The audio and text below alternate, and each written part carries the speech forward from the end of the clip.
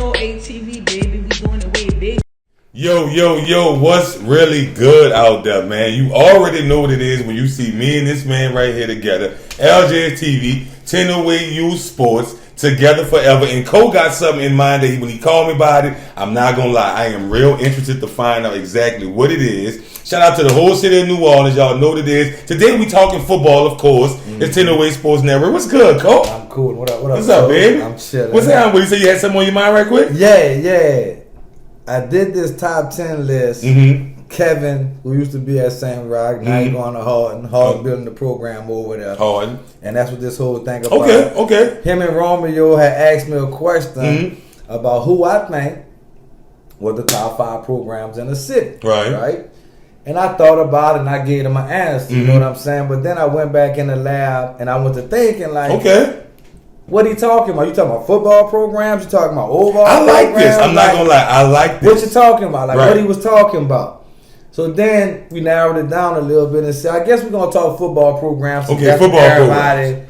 Pretty much on right now. Football program. All right. So that's why I went with this list. Okay. So it may be a tad bit different from the list that I put out on Facebook. But this is how I feel about this list. You took some time. You went back to it. I took some time, went back over it, and it's accurate. Okay. You know, some of it is accurate. Okay. And you know what, Cole? I like that when you use the word program and you're talking about New Orleans, we're talking about youth football, right? We're talking about our kids, we're talking about our coaches. I like when you use the word programs when you say this. That means we got something going on. Yeah. That means we got development going on. That means we got fan base going on. Maybe we got players that's balling going on. We got kids doing good in school. We're talking about programs. We're talking about outside of football. We're talking about discipline. Things like that, when you use the word program, that's what comes to mind. And I like when you use that when you're talking about our kids. And that's the criteria I'm basing it on. I like all that. All the things you just said. All of them plays an equal part in why I think people rank that on this list. Okay. And like you said, we're talking about football. Football program. We're not just saying like park programs as far as everything. Football program. Okay. You know what I'm saying? Okay. And with all the things you just said about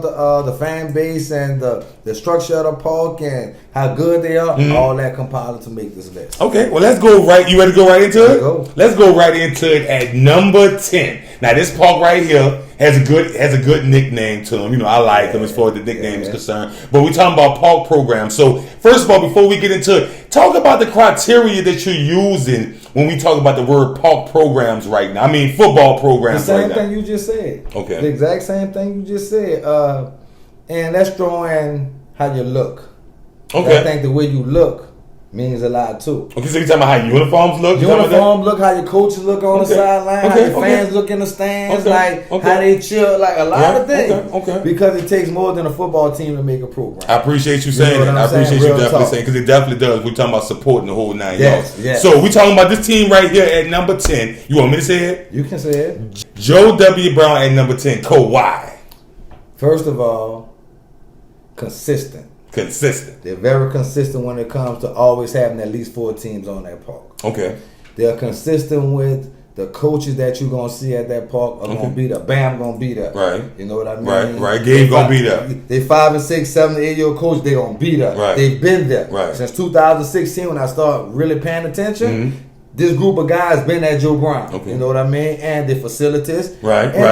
You know, they're lucky with that, right? They don't make much noise. But you see their fans out. Okay. You see they that blue and red is you know, you see it from a distance. Yeah, you see it. So you're talking about football programs. So I mean, can we look forward to Joe W. Brown maybe squeezing one in maybe next year? See, Joe Brown get caught up in a system where they're always in a tough league. Okay. They're always in a tough league. Like Joe Brown, like they 11 and 12 year old team this year was really good to me. Okay. They was 11 years old. They was really young, but 11 and 12 league was just too really good for them. It was 11, 12 year old last year was ridiculous. Even with the 7 and 8s with Joe Brown. I believed in Brunfield and Gabe as a coach. That league was too good. Yeah. So you're right. Even when they had Kanye now, the Harrell team, that league was just too good. So what about their development program? You know, keeping their kids in the program as far as the youngsters. Well, since Joe Brown became active, since I've been paying attention, like like Amtrak now, they boys coming up through that program.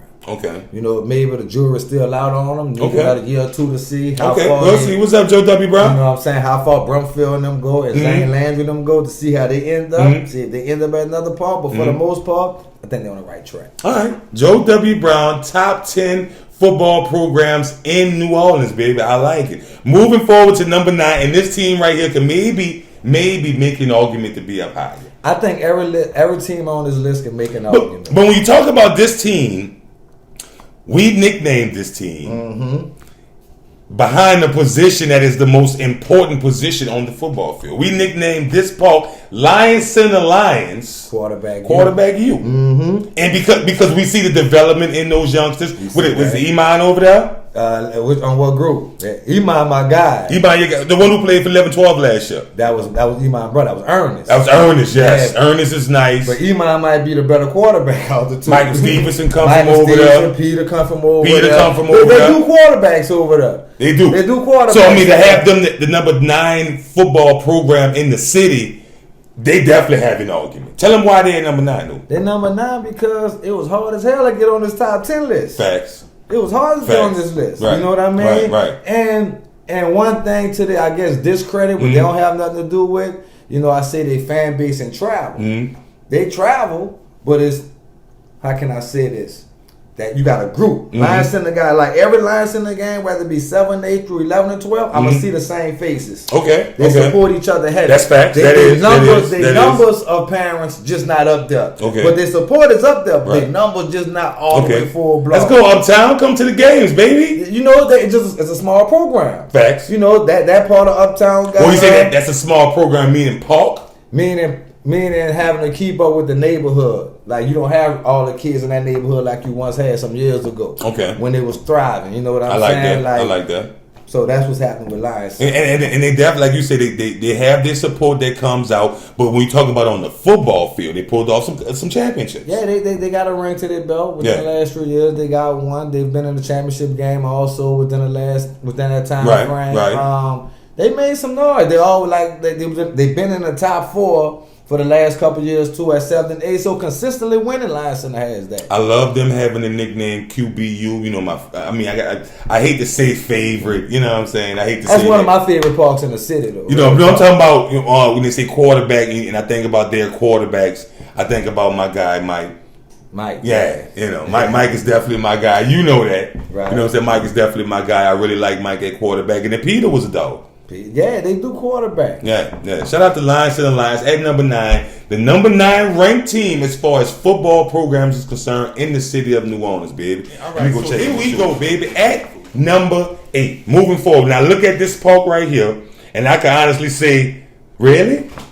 Yeah. Football programs in the city? But then when I start thinking about them, I start thinking about their players. I start thinking about some familiar faces from 9 and 10 going to 11 and 12. Mm-hmm. I do remember that. And you know, like I say, 2016 moving forward is where we at, right? That's where we at. That's our criteria when we started LJTV and 1008 Youth Sports. We're just going out there with the kids doing the football stuff. So the McHugh Eagles at number 8 ranked the number 8 team in the city of New Orleans as far as football programs are concerned. You're smiling because I know you like this, Paul. Talk about it. McHugh number 8 because they do the most with the least. You feel me on that? Wow. They do the most with the least. Wow. Explain that. I think about they 7-8-year-old program. Mm-hmm. They consistently got a good 7-8-year-old program. They do. I think about their 9 and 10-year-old program. Mm-hmm. They consistently got a good 9 and 10-year-old program. Mm-hmm. Then I think about the 11 and 12-year-old program. Consistently good at 11 and 12. Facts. Year in, year out, right? Yeah. The structure of that park. That park is this big. Come on. You got 3 that big? It's small. You got 3 good football teams coming out this park. Wow. Right? That says a lot about your development. Come on. That says a lot about the structure of your park.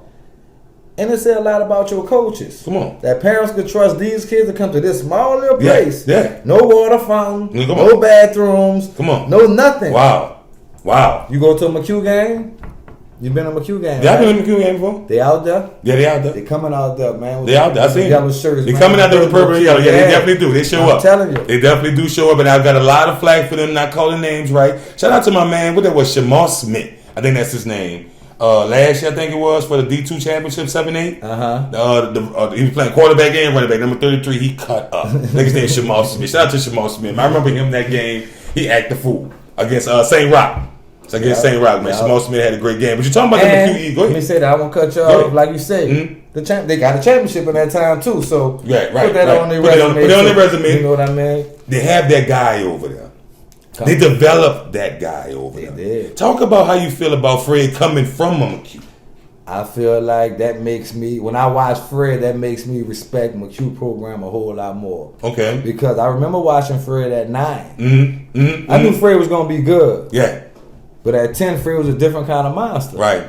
At 11, Fred was a different kind of monster. He was. And even at 12, not playing running back, he was a different kind of monster. Right. So that means Fred has been getting coached since he touched the football field at McHugh. That's all I'm saying. And when you talk about coaching, and I hate to just drag this on about McHugh with that situation, but I have to say this when you talk about that. I have to say that it showed a lot about McHugh's coaches and Fred's relationship. That from him being, like you just said, from him being a little boy growing up in that program and trusting his coaches, not even saying to himself, well, I maybe be better than this. I could go somewhere else. You know, I'm going to stay at this small park. I'm going to stay here and I'm going to play here. Let me say something. And when your guy, Nick Burfett, when he left Harrell and come to McHugh, that said something about that program. That is my guy right there. I like Nick. What up, Nick? I like Nick. What I'm saying? So they do say a lot about that, but I do like the fact that Fred showed real loyalty. Because that's a loyal part. How you not going to be loyal to these dudes that you literally get it in the mud with? Yeah, bro. Like, it's a different kind of tough over there. I saw that. I like that. I like that. McHugh Eagles at number 8, baby. We going to move forward. BJ, call me, bro. BJ, holler at him right quick, man. But listen to me, though. Number 7. Yeah. Number 7. A smile comes to my face because it's my stomping grounds, first of all. Secondly, I want to argue with you a little bit why they not hire you. All right. Cubby, I love you. You want to get that out of the way? Yeah. Cubby do love you. He might be still mad at me. Cubby, I love you for real, boy. Yeah, he do. He said he love you too. He did say that. But check this out, though. Cutoff Warriors at number 7. Top 10 programs in New Orleans as far as football is concerned. Yep. Cool. Cutoff Warriors at number 7. Yeah. Really? Yeah. Really? Yeah. I'm talking about Cutoff Warriors who got a team from 5 and 6 on up. Yeah. I'm talking about Cutoff Warriors who 13-14 was consistently good going to championships and snuck one in. Yeah. I'm talking about Cutoff Warriors who won 7 and 8 at D2 with Will and them. Listen. I'm not knocking the Cutoff. I'm not knocking nothing. I know you're not. But I'm saying that if Cutoff got all that, right? If Cutoff got all that, and they're at number 7, how good are our programs in New Orleans? That does say something. I'm not knocking that. You're saying everything you're saying is real. You talking about fan support showing up? Yep. You talking about being loud in the stands? Yep. You talking about knowing who they are, identifying with Cutoff ASAP? Yep. I'm talking about they got nice facilities. You hear me? They do. Park is nice. Gym is nice. Saying? You know, so ain't no knock on Cutoff. Uniforms. They not in the top 10 when it comes to uniforms yet. Okay. They got to step the uniform game up. Facts, they do. I'm gonna keep it real. Their program too big not to be in a uniform. Facts. In a uniform, the best uniform race. We ain't gonna call nobody out as far as who could help out. I ain't gonna do that. I ain't gonna do that. No, indeed, I ain't doing that. No, but seriously though, seriously. And tell him put it on the money he owed me already. Like that? Yeah, Miles Cooper. Oh my goodness. I ain't put his name on that. I never give him no free credit. Right, go ahead. But listen, though, I'm saying that at the end of the day, though, Cole, I'm trying to figure out Cutoff Warriors at number 7. I need them to be a little higher. Talk to me. Well, you said everything there needs to be said about the Cutoff. Well, you're gonna see, like I said, you're gonna see the coaches consistency there. You're going to see Wine there. You're going to see Steve there. You're going to see Zulu there. Like, you know who the Cutoff. You know who the players are at the Cutoff. You know what I mean? Right. Even when you see them grow up, like when you see Rakeem, he gets big. Yeah. You know what I'm saying? Like, they Cutoff boys going to always be Cutoff boys. Debo. All of them. Everything that come from there is going to be that. You know what I mean? Caden. See? That group, bro. Then they got a championship under their belt, too. Listen to me. I'm gonna say this right here because I think I've been right when I mentioned groups. So let me get this out right quick. Cutoff Warriors, 10-year-old boys right now is probably the best in the city as far as talent-wise. I just said that. That's a strong I'm statement. Talking about that Caden. I'm talking about that Debo them group. I'm serious. I'm listening. I'm not listening. Zarice them. I'm telling you, but basketball, football, that little group right there, remember them names. Look forward to them boys sticking together, moving up, maybe pulling one off. I'm just being honest. I like that group. When we get to another group, Lovey in that group. I like that group. Oh. I like that group. Lovey is in that group. Lovey in that group. Yeah. That's a good group right there. But they got another little group out there I think you're forgetting about. Who that? When you get to them. Okay, all right. Cutoff Warriors at number 7, man. I'm not mad at that. Moving forward, this group right here, Cole really liked. They at number 6. Yeah. They was in the top 5. He went over his analytics. Yeah. If I said that right. Yeah. He went over that, and he came up with this one right here. The Milne Raiders. At number 6, top 10 football programs in New Orleans. Cole, what's down with that? Milne.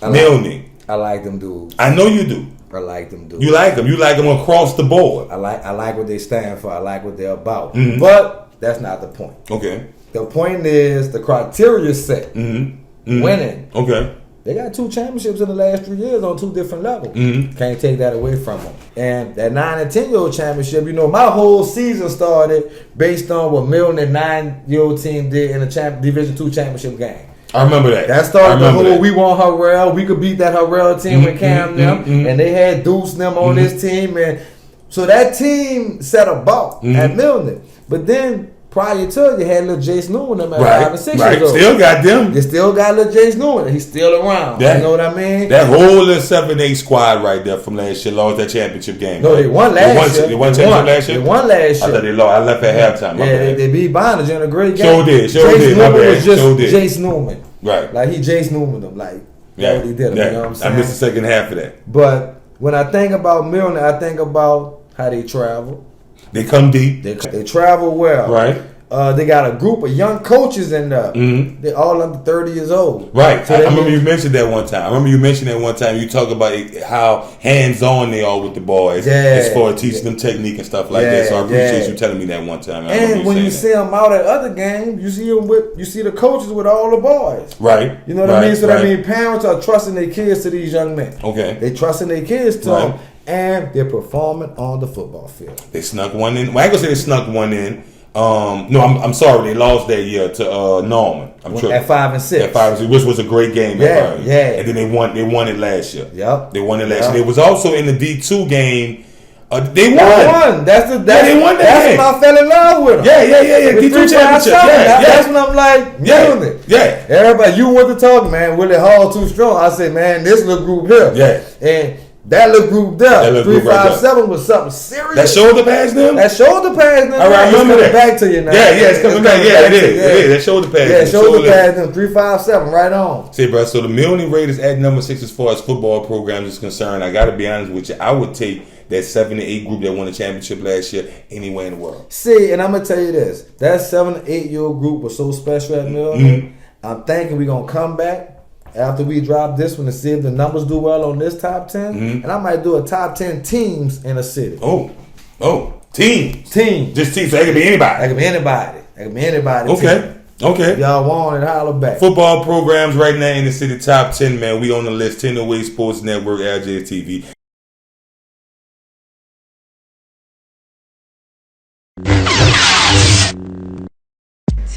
TV, baby. We doing it way